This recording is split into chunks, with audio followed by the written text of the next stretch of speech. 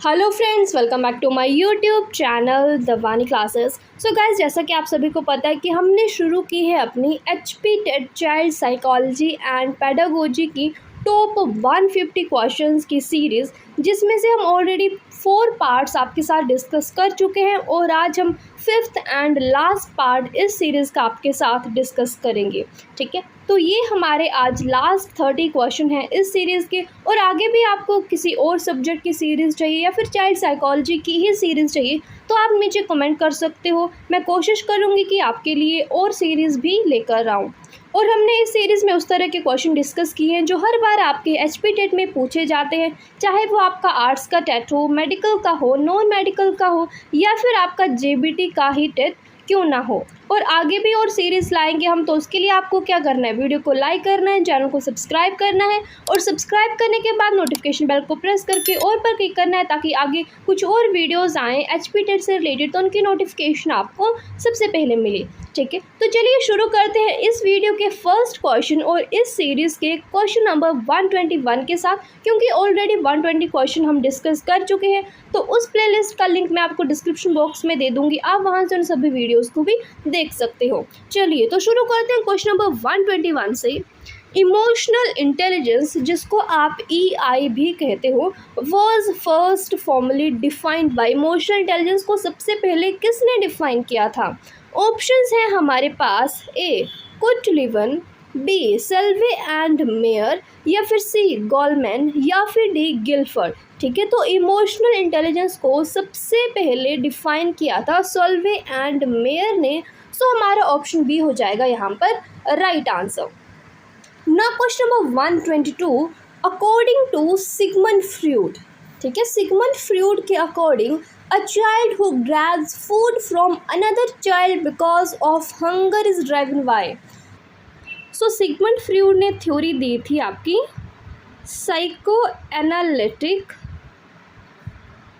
Theory of personality के बारे में बात की थी सिगमंड फ्रॉइड ने, जिसमें उन्होंने पर्सनैलिटी के 3 एस्पेक्ट्स के बारे में बात की थी, जो थे इड, ईगो और सुपर ईगो। ठीक है, तो इस क्वेश्चन में कहा गया है कि जब बच्चा किसी दूसरे बच्चे से भूख के कारण कोई जो खाना है उसको छीन लेता है, वो इनमें से किस पॉइंट के अंतर्गत आता है? क्या वो इड होती है, ईगो होती है या फिर सुपर ईगो होती है? ठीक है, तो इसका राइट आंसर हो जाएगा आपका option A, that is end.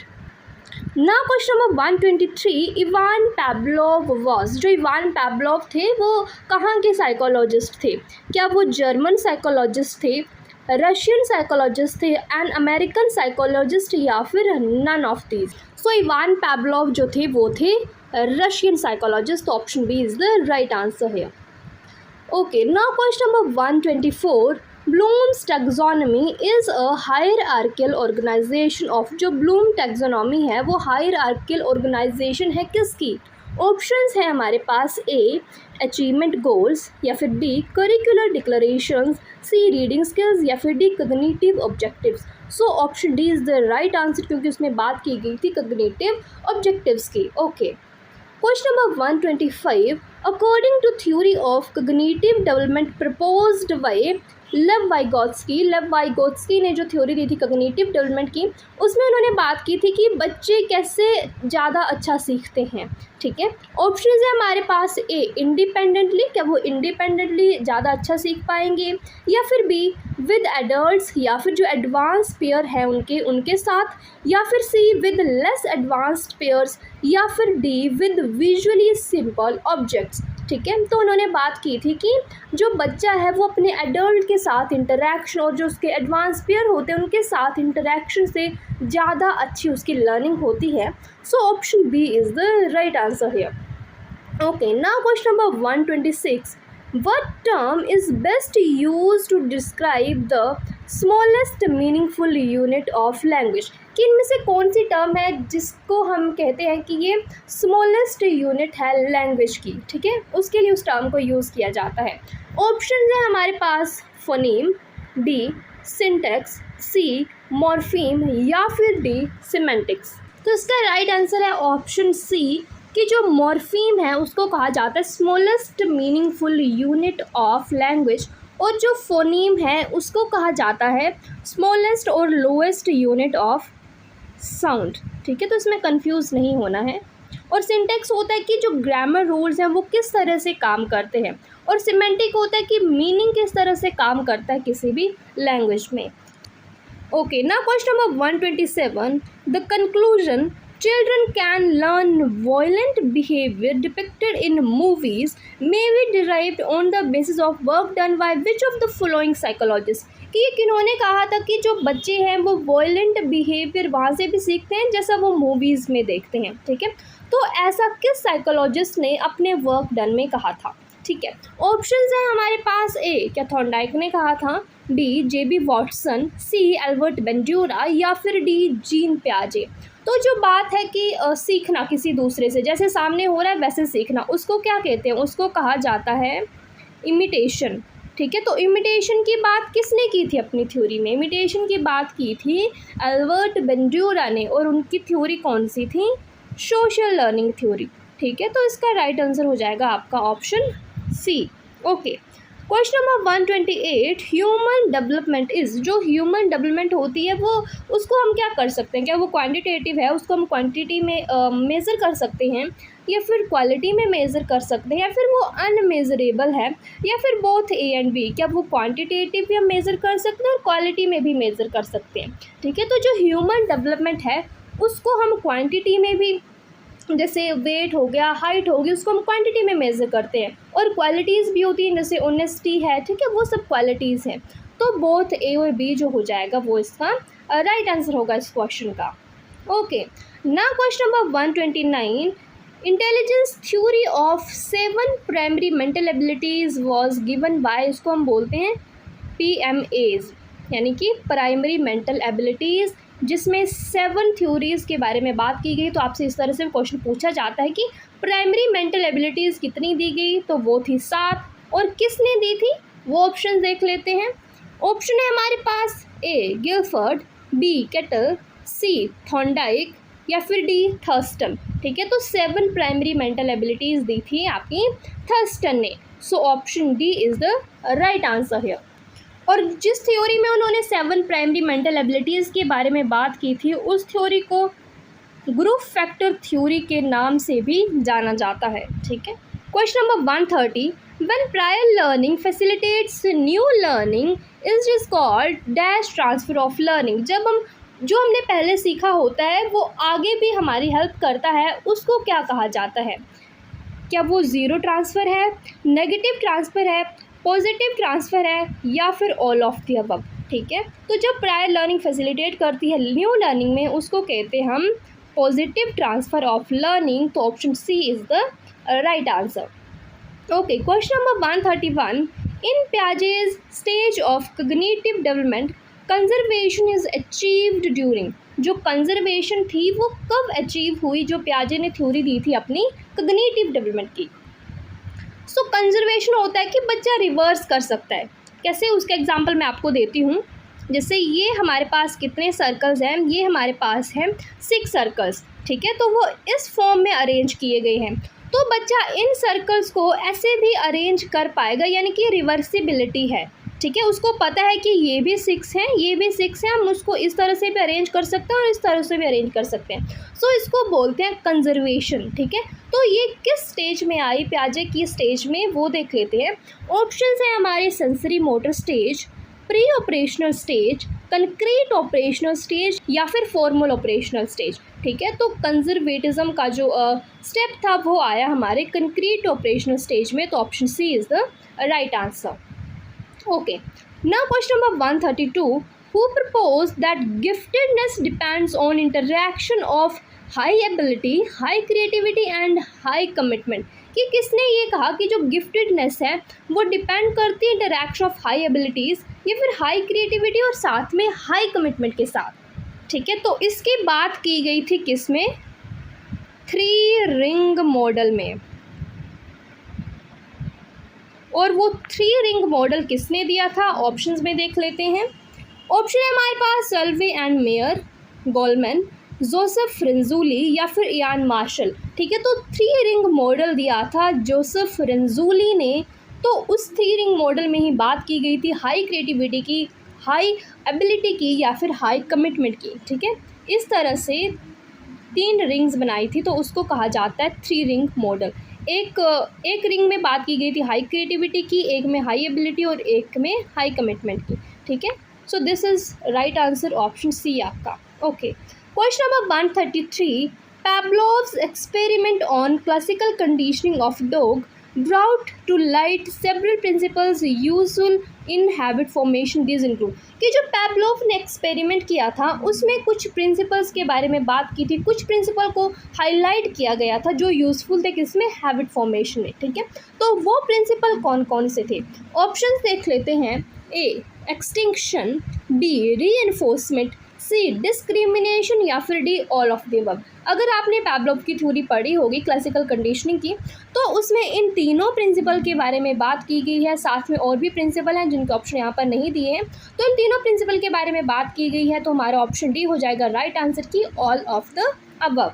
Okay, question number 134, Kohlberg's level of moral development on the base of punishment and reward. Kohlberg ने थ्योरी दी थी कौन सी, मोरल डेवलपमेंट की। तो जिस स्टेज में उन्होंने बात की थी पनिशमेंट एंड रिवार्ड की, वो कौन सा स्टेज था, ऑप्शंस है हमारे पास conventional, pre conventional, post conventional या फिर none of these. So punishment and reward की बात की थी फर्स्ट स्टेज में, और फर्स्ट स्टेज थी कौन सी हमारी, प्री कन्वेंशनल स्टेज। ठीक है, तो option B is the right answer. Okay, question number 135, which of the following is a type of transfer of learning. इनमें से कौन सा ट्रांसफ़र ऑफ लर्निंग का टाइप है, ऑप्शन है हमारे पास A positive transfer, B negative transfer या फिर सी ज़ीरो ट्रांसफ़र या फिर D all of the above. तो ये तीनों जो हैं वो टाइप हैं ट्रांसफ़र ऑफ लर्निंग के, तो ऑप्शन डी हो जाएगा यहाँ पर हमारा राइट आंसर की all of the above. Question number 136, intelligence involve in understanding of behaviour of others. उस तरह की इंटेलिजेंस जिसमें हम दूसरों के बिहेवियर को अंडरस्टैंड कर सकते हैं, उस इंटेलिजेंस को क्या कहा जाता है, क्या वो इंट्रापर्सनल इंटेलिजेंस है, स्पेशल इंटेलिजेंस है, वर्बल इंटेलिजेंस है या इंटरपर्सनल इंटेलिजेंस है। तो इन सभी जो यहाँ पर 4 टाइप्स इंटेलिजेंस की इनके बारे में बात की थी किसने, गार्डनर ने। और गार्डनर ने थ्योरी दी थी मल्टीपल इंटेलिजेंस की, जिसमें उन्होंने 8 टाइप्स ऑफ इंटेलिजेंस की बात की थी, जिसमें से 4 टाइप्स आपके सामने हैं। ठीक है, तो कौन सी इंटेलिजेंस है जिसमें हम दूसरों के बिहेवियर को अंडरस्टैंड कर सकते हैं, तो वो टाइप है इंटेलिजेंस की इंटरपर्सनल। ठीक है, यानी कि दूसरों की जो बिहेवियर है उसको समझना। ठीक है, तो option D is the right answer. Question number 137, who wrote the book the process of education इन 1960। किसने बुक लिखी थी जिसका नाम था the process of education in 1960। Options है हमारे पास पियाजे, स्किनर, ब्रूनर या फिर नन ऑफ दीज।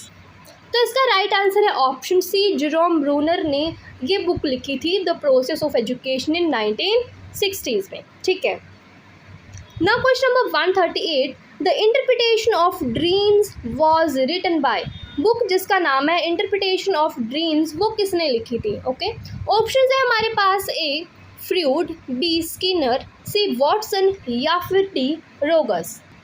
तो इंटरप्रिटेशन ऑफ ड्रीम्स जो बुक थी उसको लिखा था किसने, सिगमंड फ्रूड ने। तो ऑप्शन ए हो जाएगा हमारा यहाँ पर right answer. Okay, question number 139, the first use of IQ test in the year. सबसे पहले IQ टेस्ट को किस ईयर में यूज़ किया गया, ऑप्शन है 1916, 1917, 1918 या फिर 1926। सो IQ टेस्ट को सबसे पहले यूज़ किया गया है 1916 में, तो option A is the right answer. Question number 140, identity formation is done during. Identity कब फॉर्म करते हैं, और आइडेंटिटी फॉर्मेशन की बात की गई थी एरिक एरिक्सन की थ्योरी में। ठीक है, तो वो कौन सी स्टेज थी जब आइडेंटिटी फॉर्मेशन होती है, इन्फेंसी, चाइल्डहुड, एडोलेसेंस या फिर एडल्टहुड। ठीक है, तो उसकी बात की गई थी एडोलेसेंस पीरियड में, तो option C is the right answer. Question number 141, who is the father of cognitive movement. Cognitive movement के फादर किन्हें कहा जाता है? ऑप्शंस है हमारे ए स्किनर, बी बेंजूरा, सी पियाजे या फिर डी ब्रूनर।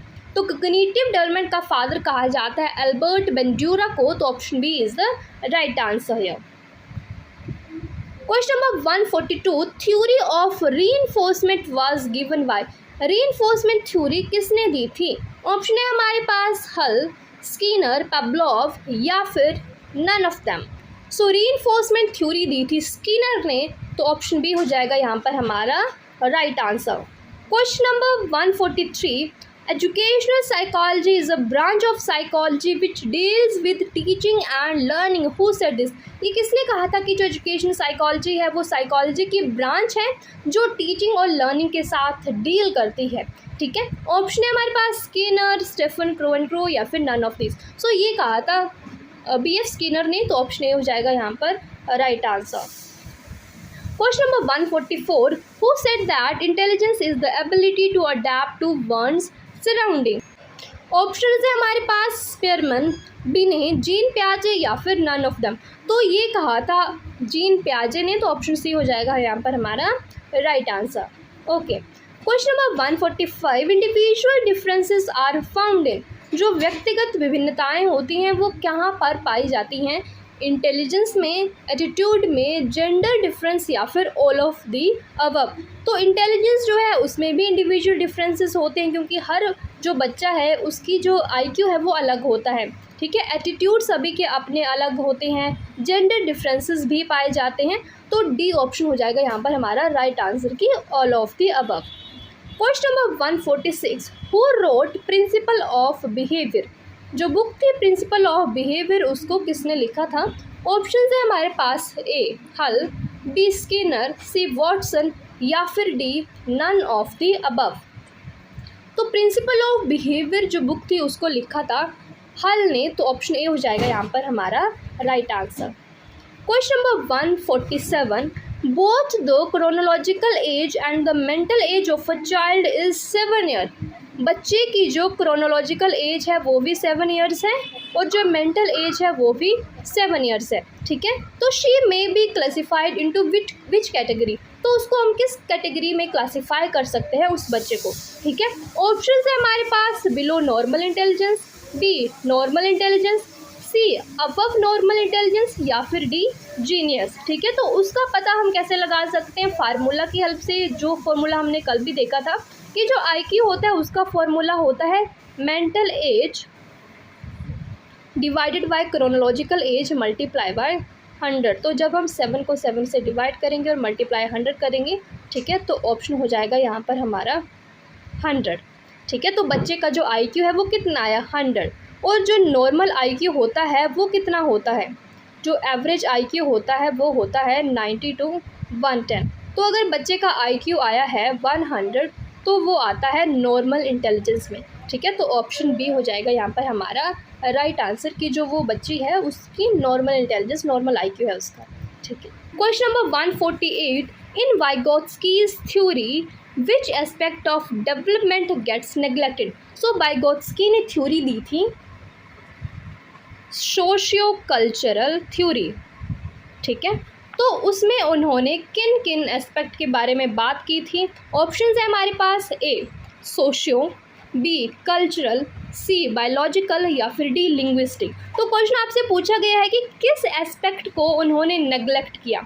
ठीक है, तो उन्होंने अपनी थ्योरी में मेनली 3 एस्पेक्ट के बारे में बात की थी। सोशल, ठीक है, जैसे थ्योरी के नाम से लग रहा है पता, एक कल्चर, ठीक है, और एक था लैंग्वेज के बारे में उन्होंने बात की थी। SCL आपको ऐसे याद रखना है कि वाइगोत्स्की ने अपनी थ्योरी में SCL जो 3 एस्पेक्ट थे उनके बारे में बात की थी और जिसको नेग्लेक्ट किया था इन ऑप्शन में से वो है सी biological.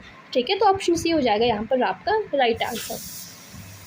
Question number 149, the TAT thematic apperception test जो होता है it is a projective technique used for measuring. इसको किसको मेजर करने के लिए यूज़ किया जाता है? ऑप्शंस हैं हमारे पर्सनैलिटी, बी इंटेलिजेंस, सी क्रिएटिविटी या फिर डी स्ट्रेस। ठीक है, तो जो थीमेटिक एप्रिसेप्शन टेस्ट है उसको पर्सनैलिटी को मेजर करने के लिए यूज़ किया जाता है। तो option A is the right answer.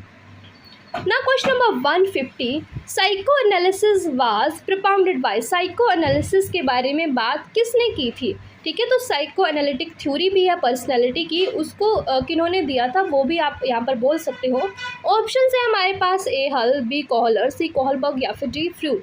तो साइको एनालिटिक थ्योरी किसने दी थी? सिगमंड फ्रूड ने। तो ऑप्शन डी हो जाएगा यहाँ पर आपका राइट आंसर। ठीक है, सो गाइज यहाँ पर हमारी ये सीरीज़ कंप्लीट होती है HP टेट साइकोलॉजी सेक्शन की।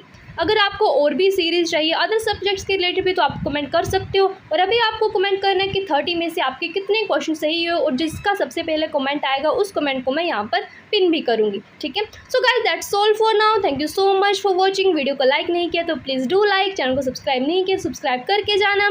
And thank you so much for watching. Bye bye, take care.